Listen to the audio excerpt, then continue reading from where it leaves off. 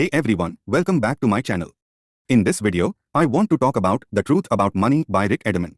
Ric Edelman is a well-known financial advisor and best-selling author, and in his book The Truth About Money, he shares his insights and advice on managing your money. One of the key takeaways from the book is that money is not just about making more of it, it's about using it wisely to achieve your goals and live the life you want. This means taking a long-term perspective and making smart choices with your money. Edelman also emphasizes the importance of financial planning and encourages readers to create a comprehensive plan that takes into account their goals, income, expenses, and investments.